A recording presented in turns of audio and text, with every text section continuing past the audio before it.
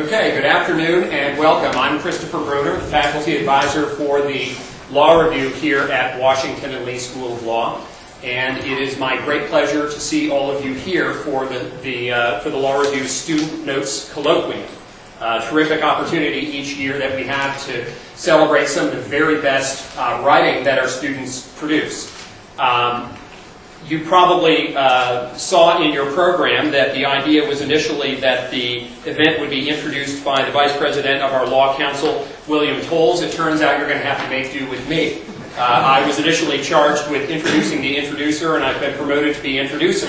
So here we are. Happily, I'm quite prepared to do that because, in all honesty, I can tell you this is one of my absolute favorite events that we put on here at the law school each year.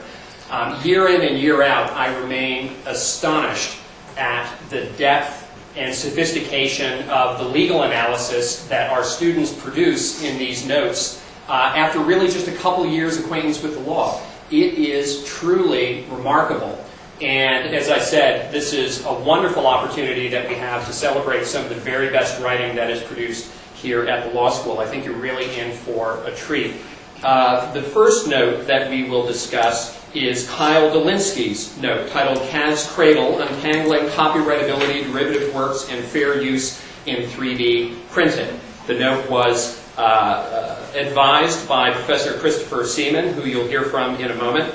And we're very fortunate to have with us today James Grimmelman from the University of Maryland, who will comment on the note, as well as our own Professor Sally Wyant. We're thrilled that both of them can be here to comment on a really spectacular note, which received the Washington and Lee Law Council Law Review Award.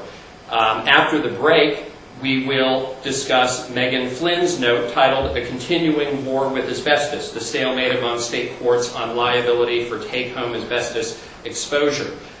Megan's note received the Royal Steinheimer Law Review Award, and we're very fortunate to have with us David Partlett from Emory, who is very well known to many of us here in Lexington, having been with us here previously as dean. And also Jill Fraley, who will be here a little bit later. We're thrilled that both of them can be here to discuss another really spectacular note. As I said, I think we're really in for a treat. And with that, I'm going to hand it over to Professor Seaman to introduce Kyle Dolinsky's note.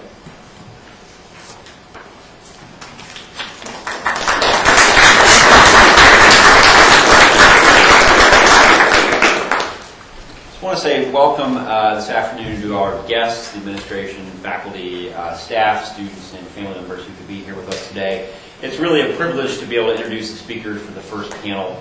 To my immediate right is Kyle Dolinsky, a member of the class of 2014.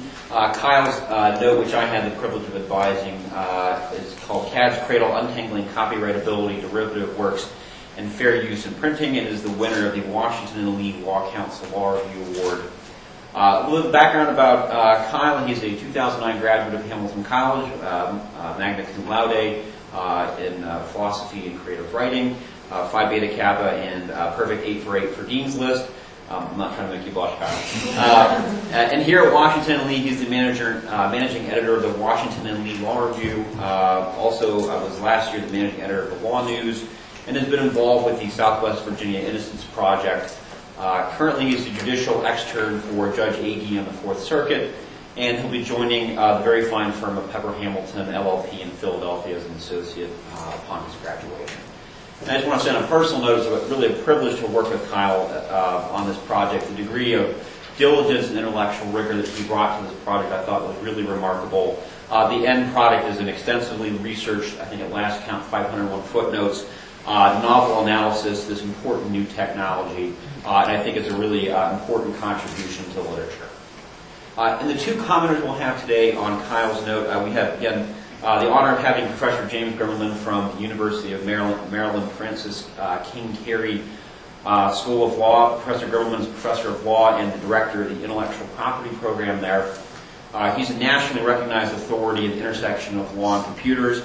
He's the author of a textbook, now in its third edition, Internet Law, Cases and Problems. He's published several dozen articles, including in the Yale Law Journal, the North Carolina Law Review, the University of Illinois Law Review, the Iowa Law Review, among many others. His undergraduate degree is from Harvard, summa cum laude, Phi Beta Kappa Computer Science, and JD Yale Law School. And immediately after law school, he clerked for the Honorable Marianne Trump Berry in the Third Circuit, and is also an affiliated fellow with the Information Society Project at Yale Law School. So welcome, Professor Grimmelman. And then third, a person who needs no introduction to many of you in the Washington Lee family, Professor Sally Wyant, who has had a distinguished career in intellectual property law, particularly copyright, as well as law librarian. She is the author of 2 different books, Libraries and Copyright, A Guide to Copyright Law in the 1990s, as well as the Copyright Handbook, along with many other chapters in copyright law, as well as admiralty law. She's been a longtime leader in the American Association of Law Libraries, including chair of the Copyright Committee on 2 different occasions and a recipient of the Presidential Certificate of Merit. And she has been a member of the faculty here since 1978 and is currently the professor of law here. So, without further ado, I will turn over to Kyle for his presentation.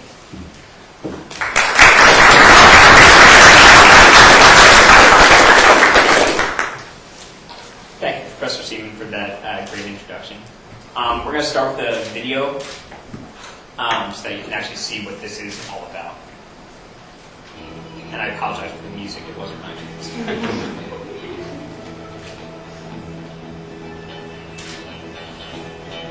So this is a time-lapse video. This process would usually take significantly longer than what you're seeing in front of you, but nobody wants to stare at a screen for an hour or so.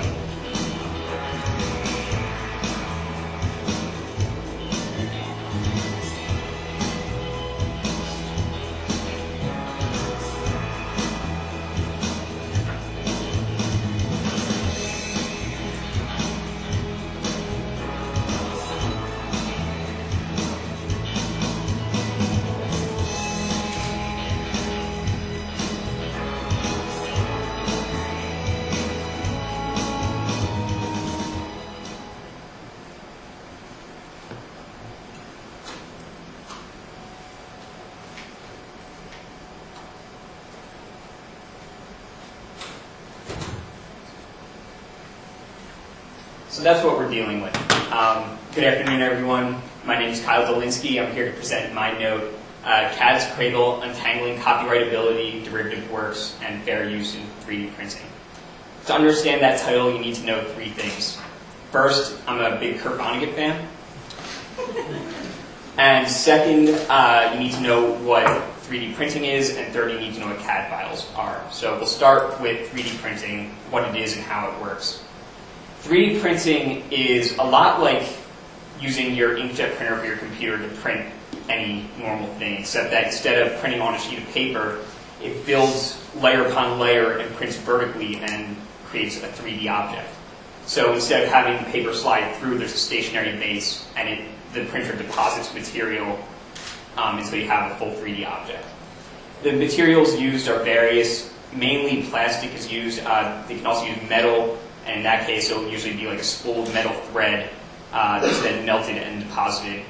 Researchers are even experimenting with using cellular material and silicone to create body parts and organs for transplant. They've successfully done a heart valve, and I know they've been working on kidneys. I'm not sure how they progressed with that.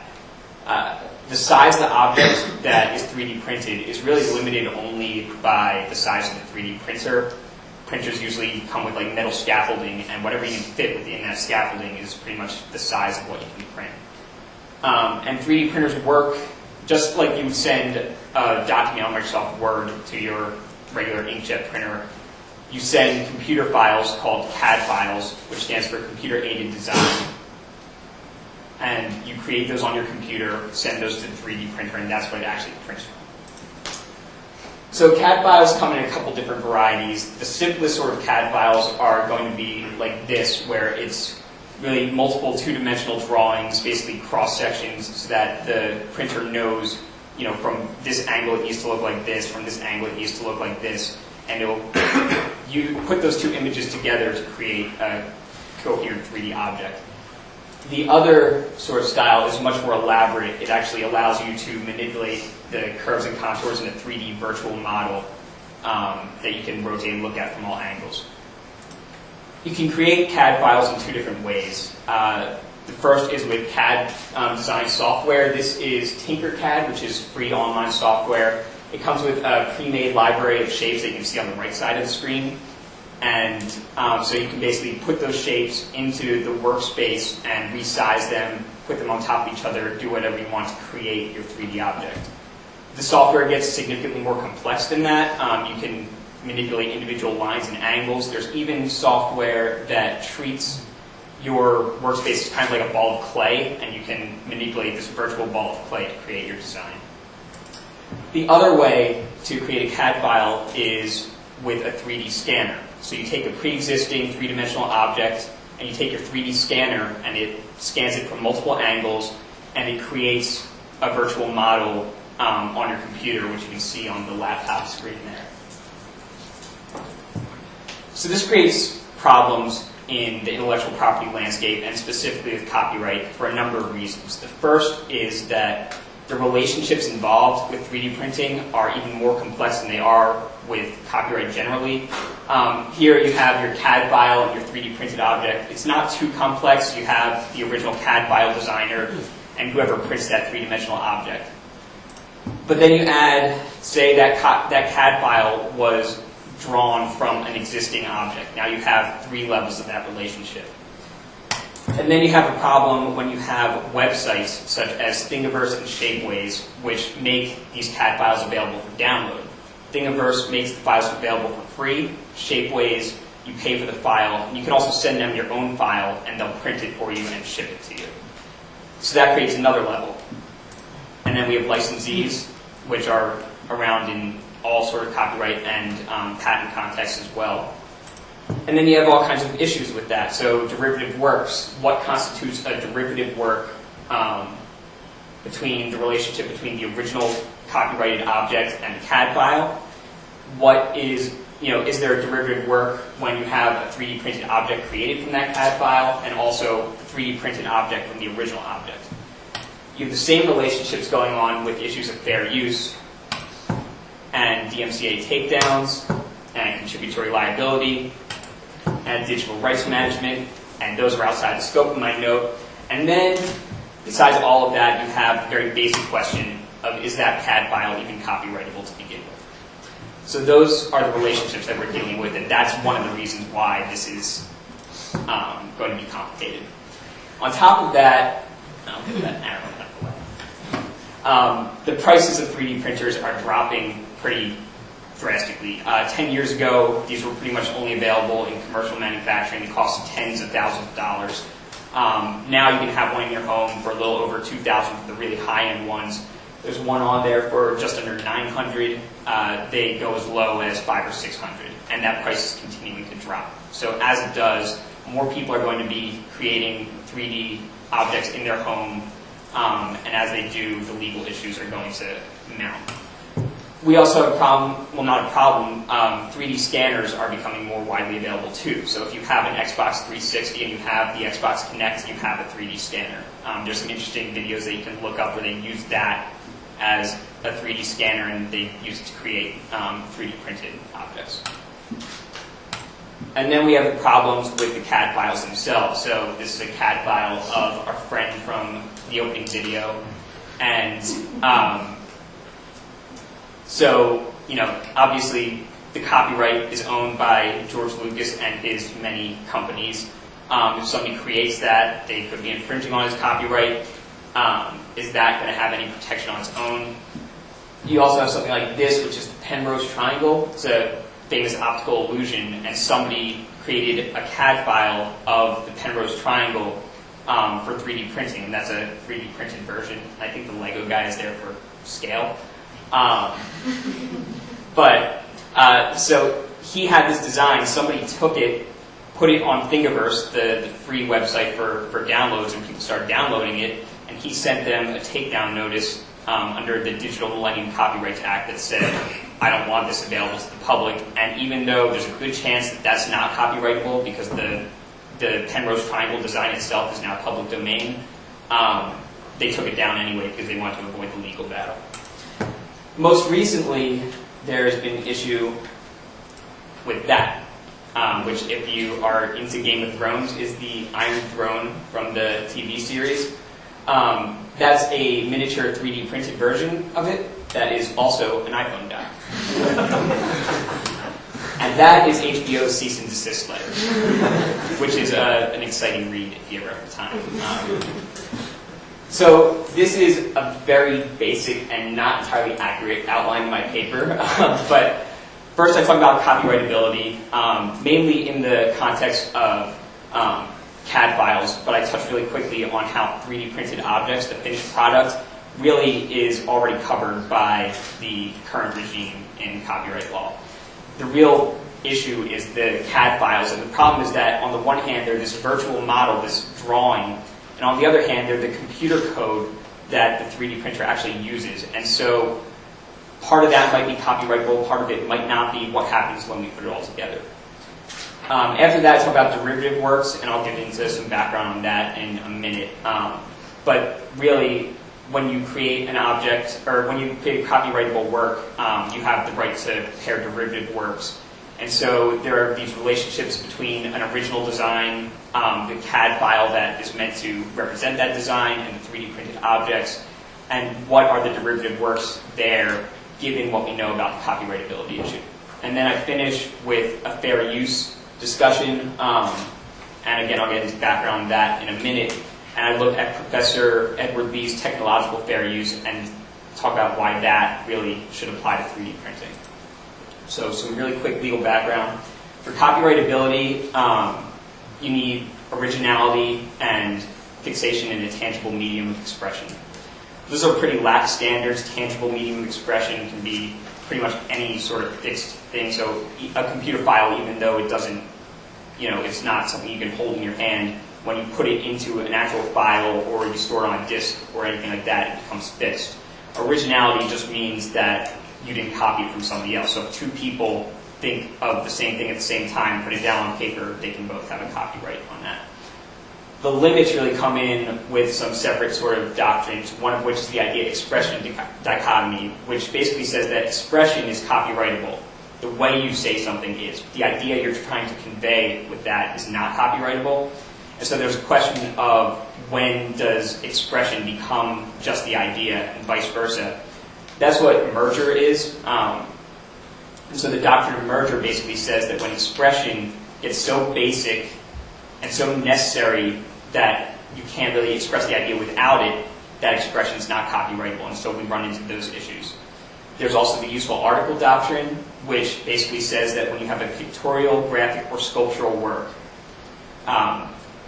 you can't have a copyright on that work if there's a functional element to it, unless you can physically or conceptually separate the functional from the non-functional. With derivative works, a derivative work I kind of got into earlier, but it's any sort of work that's based on a pre-existing work and that transforms the content of that work in some way. So a sequel, if you have a movie and you create action figures, those kinds of things are all derivative works.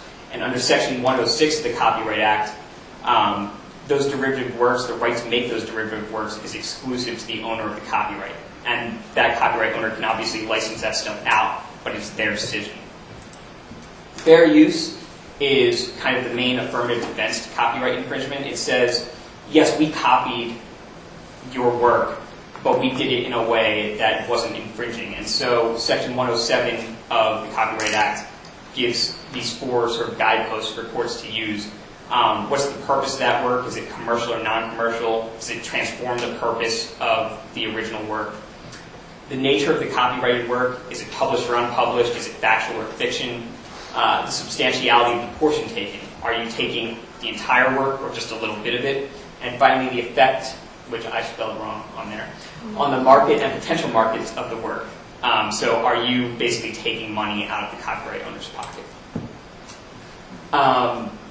So copyrightability in my paper, again, I really quickly gloss over how the finished 3D printed object kind of is satisfied by the current framework. We don't really need to delve too deeply into what new is going on there.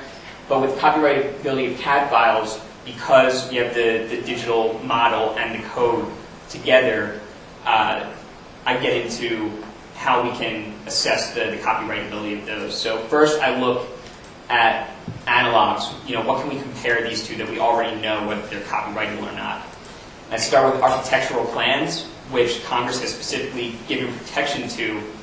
And when you protect the plan, you also protect the finished structure that you build, which sounds good. If we get protection for our CAD file, and then you also have protection for the 3D printed object, that gives you double the protection. There's a couple problems with that. First, architectural plans obviously have nothing to do with computer code, so we can't really use that as our entire basis. And second, Congress specifically gave that extended protection to the finished product to architectural plans. They did so for the specific reason that between the time that you finish the blueprint and the time that you actually build the building, there's usually a delay, of at least months, if not years. And the idea was that somebody in the intervening time could build that building on their own. They wouldn't be infringing. So architectural plans aren't a great analog. Technical drawings, on the other hand, are pretty close. That's going to be your blueprint for anything besides a building. And those are going to basically cover the design drawing component of it. But again, they're not going to take into account the computer code. And because that computer code is sort of a function, there's a useful article problem there too, but I kind of get rid of that quickly in my note. And for time reasons, I won't go into how and why. But again, we don't have the computer code element taken care of. So then I look at elements that touch on computer code and instructions in general. So recipes, there's been plenty of case law written on recipes, which are essentially directions on how to create a dish. And recipes are generally not copyrightable. They're really only copyrightable if they add literary expression to them. So if you say it in a funny way, there's cases about this Wild West cookbook, and it says it tells you to stir the beans slowly, buckaroo, that kind of thing. That's those things are going to be copyrightable, but the directions themselves are not. The problem with using this, again, it's not really looking at computer code. This is something that a person is going to read while they're preparing a dish, whereas the code is going to be read by a computer.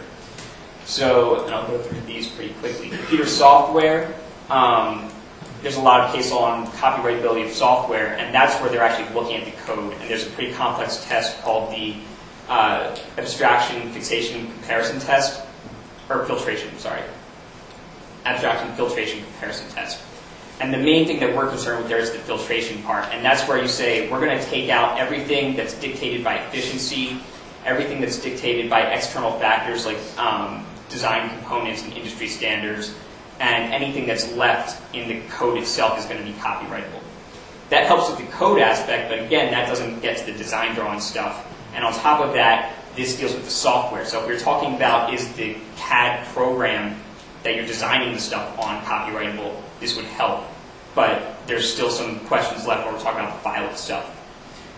So then you get to computer-generated works and program outputs, and those are going to be the Word document that you create on Microsoft Word.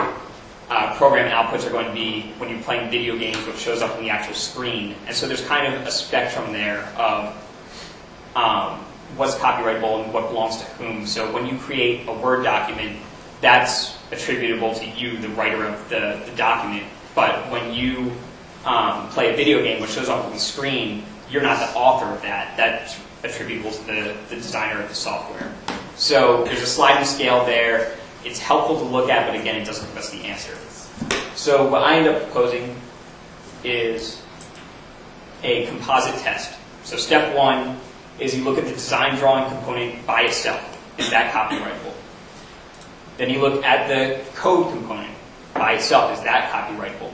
And for that, you're going to see who's really the author of that code. Is it the person designing the CAD file, or is it the person who designed the software that you're putting it on? And that really depends on how basic the software is, how basic the code is. So if you have all these pre-made shapes, that code is basically written, it changes a little bit when you change the size and stuff.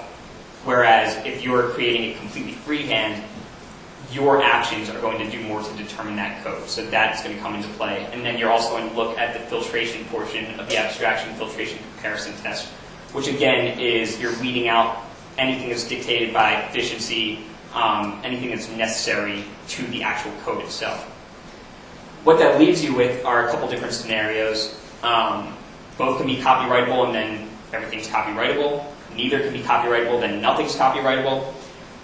More likely you're going to have a mixture. And when you do, you have to do a merger analysis, which I mentioned earlier, which is basically you're going to look at is the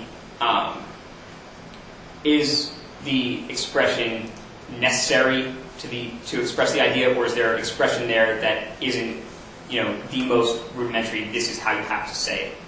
And so really what you're going to look at there with a CAD file is you're going to see whether that drawing does anything greater to express the code, or whether you're literally just doing the bare minimum. So when I showed earlier that CAD design of the two-dimensional flat piece with another two-dimensional drawing from another angle, that's probably more basic. That's more likely to merge and not be copyrightable than the 3D model that you saw there. That's more likely to be copyrightable. And for time reasons, I'll just say really quickly that when I get to derivative works, I basically apply that test for copyrightability to those complex relationships that you saw earlier between the original item, the original 3D work, the CAD file, and the 3D printed finished product, and look at how those affect whether you're violating the original copyright owner's derivative works right, or whether that derivative work is independently copyrightable. And finally, I get to fair use. I look at a couple things. First, I start with problems with current doctrine, and then I get to Professor Lee's proposed technological fair use. Professor Beebe does an empirical study where he looks at those 4 factors for fair use: purpose, nature of the work, amount taken, and the effects on the market. And he says that only the first and the fourth really end up mattering to courts, and the fourth is basically a meta factor of the first 3. They kind of use that to juggle and counterbalance the other 3. And so really, the purpose ends up being the big thing there. So then I looked at technological fair use, and that applies when the legality of a technology as a whole kind of comes into question with a copyright case. And especially technology that fosters free speech, freedom of expression. And so the idea is that you don't want to kill off the technology by finding no fair use. And technological fair use creates different factors that are complex and kind of ridiculous to get into, but the main highlights are they account explicitly for the public benefit of the technology, and they also look at not only the market effect on the copyrighted work that might be infringed, but they also look at the effect on the technology if they find no fair use. And so then with 3D printing, 3D printing is a pretty good match for technological fair use.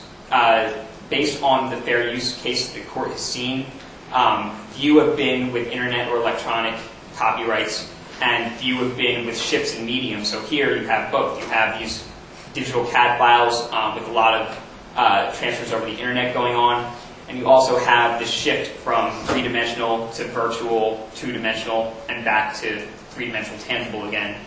And so the current doctrine doesn't really fit. It didn't evolve with 3D printing in mind. And then on top of that, we have this new technology emerging, and without a consistent doctrine that was made with at least taking these sorts of questions into mind, there's danger of inconsistency and possibly stunting the growth of the technology. And there are a lot of implications of the technology that I didn't really have a chance to get into with you, but we don't want to kill off the technology as a whole because somebody printed Yoda from a printer without permission. So that's basically the basics of my note, 120 pages in 20 minutes. So hope you enjoyed, and thank you.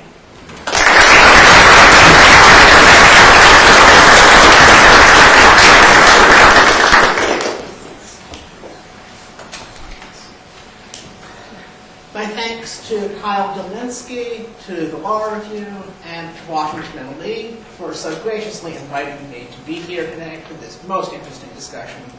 I'm pleased beyond words to be here and to be able to join in this, I think, really unique conversation.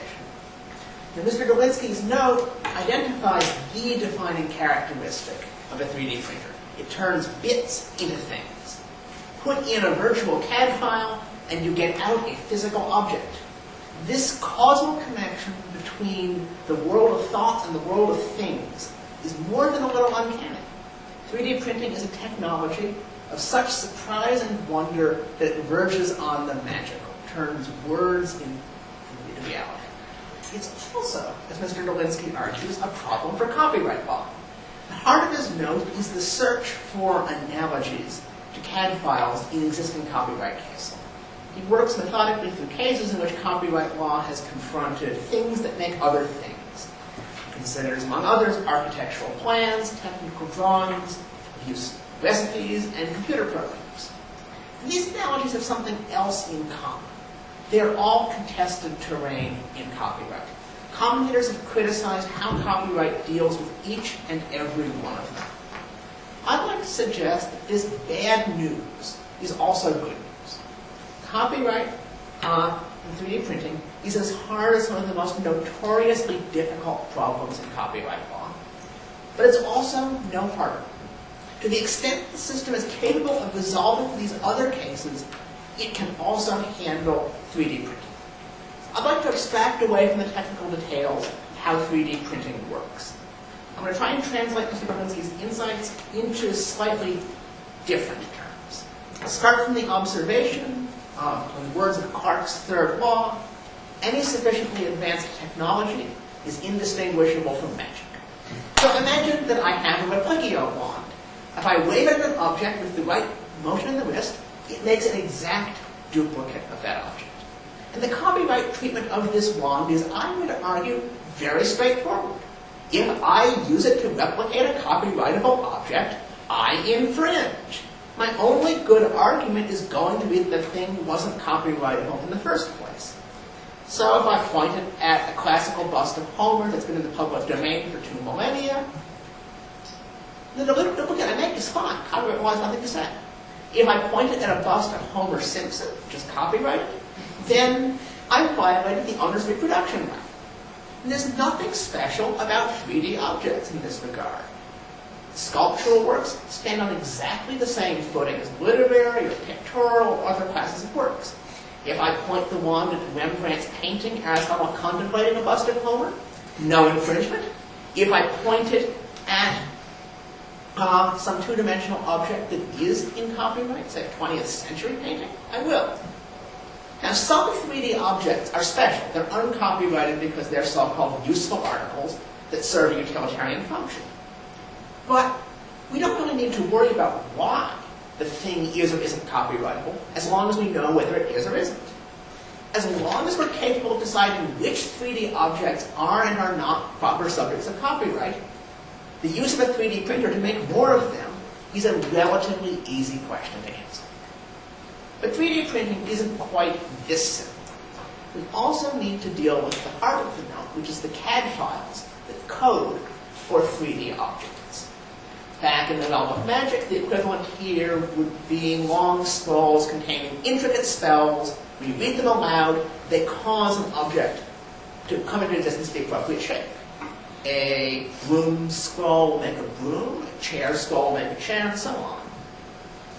And I think that there are 3 ways that these scrolls could implicate the kind of expression that copyright cares about. And they correspond, more or less, to Mr. Dolinsky's very helpful distinction between the drawing component, the CAD file computer code component, and the objects themselves.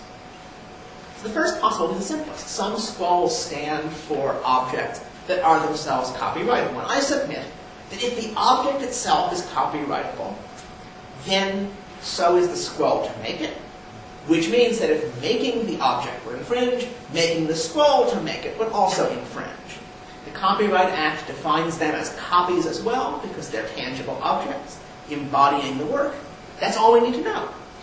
It doesn't matter how the scroll was produced. We could have some particularly studious wizard, Hermione Granger type, who carefully writes out the description by hand. Or we could have a much more lazy wizard, George Weasley, who just points a wand to make the scroll. Either way, it's still a copy of the copyrightable work of the original. And there's nothing special about scrolls or 3D printers in this regard. As long as an underlying work is copyrightable, detailed instructions for making it are too. Architectural plans are copyrightable because buildings are copyrightable. JPEG files on a computer are copyrightable because the photographs or other images they stand for are. Okay, that's one. Second possibility is the drawing component possibility. It's the opposite of the first. Maybe the scroll has decorative flourishes that are wholly unrelated to the object that it produces. But none of the scribe's calligraphic swoops and whirls are going to show up in the object the wizard creates by reading it aloud. And indeed, they're not going to show up in the pronunciation of what the wizard says while reading it aloud. That is, the scroll will have decorative flourishes, features, that are wholly incidental to its function. But this also means that the scroll will be independently expressive, like an antique map or a hand-lettered Torah scroll. As such, the wizard's scroll will still be a valuable, expressive, pictorial, or graphical work, or in copyright terms, a work of authorship, even if the scroll didn't work for the purpose of making anything. You know, a muggle might hang the thing on his wall, not knowing what it was at all.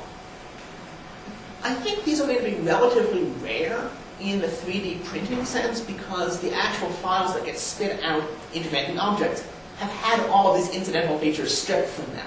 They're like magical scrolls printed in a uniform mechanical typeface. This leaves us with the third possibility, the one corresponding to computer code, halfway between the two. Different scrolls will use different words to do the same thing. Schmendrick and Saruman are going to describe a chair in different ways, which means the scrolls that they write out will use different words. The wizard who reads aloud from one will say different words than the wizard who reads aloud from the other. But you get the same chair out the end. Does this matter for copyright purposes? Concretely, that is, does it matter if Saruman cribs from Schmendrick's scroll rather than making his own? And we've been here before, and that's the point of the comparison to computer code. In the 1970s, Congress appointed a commission on new technological uses to debate the question of software copyright. They came down in favor of extending it. Congress added copyright. And that's where we wound up. The different choices of words made by programmers count for copyright purposes. Computer code is considered a literary work. Now, this is deeply controversial, and you've got scholars arguing about that and arguing about where the limits are ever since. But the Copyright Act has made its choice. If Schmendrick's CAD files, the scrolls, have this third sort of expression in them, Saruman who plagiarizes from those scrolls infringes. Even if the chair it describes and creates is not itself copyrightable. Now, not all scrolls are going to have this kind of expression. Some are going to fall beneath copyright's de minimis originality threshold. If you and I both write CAD files to make a 1-inch cube, I don't think either of ours is going to have any copyrightable originality in it. And others are going to have no meaningful authorship, no human contribution, as where both of us stick a chair or an other object in a 3D scanner and hit the scan button. In other cases, they'll fail the abstraction filtration comparison test. There were some choices, but they all turned out to be completely accounted for by the fact that, say, the Yoda head has to have something inside it that doesn't collapse in on itself. Functional constraints. So this is just a sketch of some of the areas. I haven't run all of the changes that Mr. Dolinsky does. He considered, as you saw, also the case of scrolls composed from scratch rather than from life with an object. He considers the considerations that go into the case-by-case fair use analysis. But I take it that we're in substantial agreement on the main issues I've described. My really high-level overview turns out to be borne out by his detailed doctrinal analysis. And we got to the similar conclusion, despite very different ways of proceeding. That's actually pretty optimistic, because it means that copyright reaches relatively clear, commonsensible, predictable results on existing doctrine applied to this new technology. This is a really encouraging sign.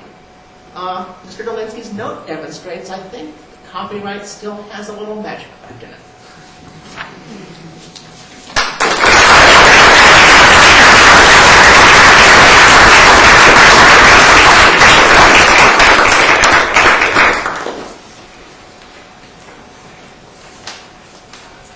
Let me say how privileged I am to be speaking on Kyle's note. It is extraordinary, and I have a few more comments on that. Let me also say that I should be reminded never to follow too extraordinary speakers, because they've taken up a lot of things I have to say.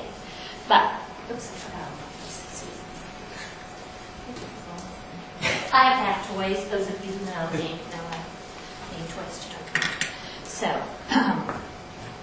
well, we've talked about chairs, we've talked about Yoda heads, we've talked about other things, but just to get us thinking about the variety of ways that we might use this printing, is that NASA scientists are working on printers right now.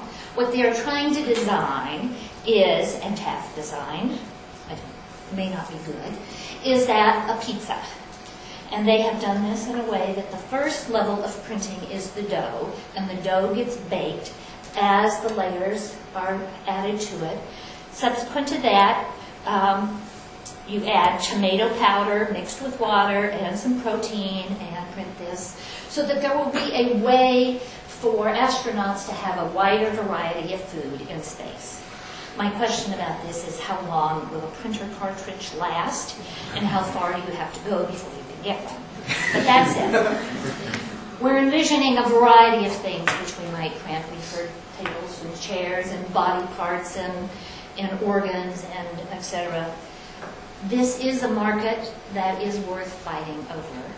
According to Lux Research, 3D printing will be an $8.4 billion market in 2025. Now, it will be led primarily by the automotive, the medical, the aerospace applications, but this is becoming a widespread mass market technology, as both of you have observed, that the cost of these printers have dropped, and the ease with which those who don't even know how to use a CAD file could easily go to a website, capture a file, and print a toy or anything else that you choose to print. Obviously, there are lots of intellectual property issues, and I think both Mr. Dolinsky and Mr. Germelwein have raised them in ways that you could think about. But I'd like to just take it down to a simpler level for some of us to grasp, and that is to talk about what it means to use a CAD file to design a virtual model and to send that model, that digital file, to the printer to create something like this. I don't know if you know, maybe I should have scanned this and put it up. I don't know if you can see this, but it essentially moves back and forth. It's a little plastic device that has been created. Now, my guess is that you're not going to immediately recognize this as the knee joint for a puppet. The designer of this happens to be somebody on our theater department who was needing to create something. He used a CAD program, which you saw some demonstrations, through which he was able to manipulate the files until he got the design that he wanted. So he captured the digital file of this device and then sent the digital file to a 3D printer, and out of it came a knee joint. Now, I would suggest, as both have suggested, that copyright has long been able to address new technologies as they have come to the market. Yes, in the 70s, we did have to decide how we were going to protect computer software, computer programming, but we now have decided that we are going to protect it in this way. So I would suggest that we think about it in maybe a different way. Think for a moment about the software program that you use to process words, whether you use WordPerfect or Word or whatever you use. Clearly somebody has designed that program and they have a copyright on that software.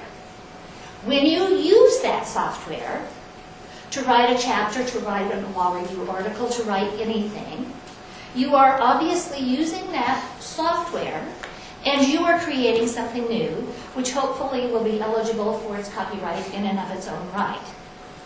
You have not infringed the copyrights on the software. That owner still owns the copyright, but you own what you have created by using that software. I would suggest that we think about this design in a rather similar way. If this creator of this knee joint used a CAD program, manipulated the CAD program to create a digital file in the same way that we would have created a textual file, and then sent it to the printer, we have not hurt the original copyright. We have created something new that is eligible for copyright, and this is sort of the way in which copyright law has historically worked. Now, I think that's a little different when you have somebody who is using a program, manipulating it in such a way that you create something new. Take this example, which you also can't see, but it is actually, it's almost a headless copy of a lead soldier that has been painted. The reason that it was created was, again, the theatrical department needed an army of soldiers for something, and so they were creating a file that they could then make in a larger form so they could create the set, whatever the set was. Now let's presume the original of this was, and I'm sure it was, a really fine lead soldier using scanning technology that we've heard discussed, which the technology is protected. The computer program that runs the scanner is protected. So we're using that.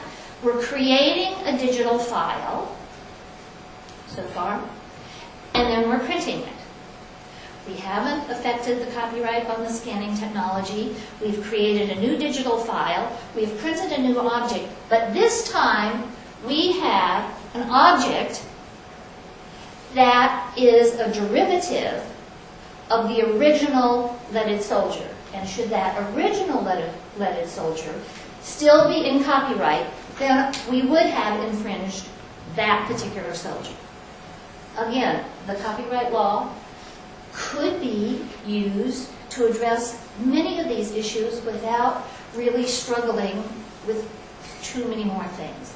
So as we think about this, there are ways in which, and we've added all kinds of new technologies since we got the copyright law, and we've pretty much managed to address most of those growth issues. Now, one of the other components that Mr. Dolinsky suggests that we think about is that we think about a new test for technological uses. And he recommends that we adopt Professor Lee's test. I like his test too. I wish I thought Congress was going to do something with it. But let me just give you an example about why this is so important. Think back a few years. Think to the time when an iPod was first coming on the market. The design of the iPod is to make copies. It's how computers work. Not only was the design to make copies, but the way and the reason that you would use an iPod is that you would want to play. Yes, you may play some unprotected works, but most of the time that what we want to play on our iPod is protected copyright music. Imagine what it must have been like to think about introducing that into the market and thinking, depending upon how the courts decided fair use, that not only would you decide whether somebody's use of that music is infringing without very complex licensing world, but think that that decision might also decide whether or not you can even bring that technology to the market. We have to figure out a better way, particularly in light of the research, which we don't have time to go into, that Professor Beebe conducted about how fair use cases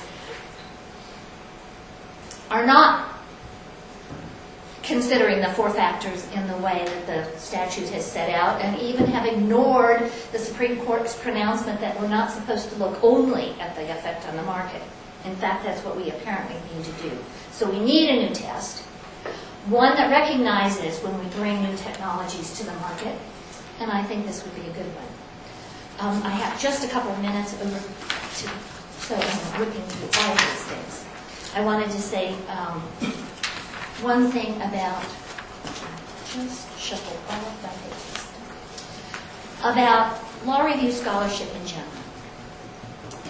Professor Ball-Woff, I'm not saying that properly, who's at UCLA, has written recently a book about legal scholarship and what it ought to be. And particularly he discusses what law review articles ought to be. And he says that student articles must be on a topic broad enough to be useful. By my mind, that means the article is one that readers can find something that's professionally valuable. On this, I think you've hit the nail on the head. It also ought to be narrow enough to be adequately covered and be persuasive. This is an article about law reform in a way. It proposes some new tests. Suggests some that are out there be adopted. I think it's successful in that way. Narrow enough that it requires 501 footnotes, but it did.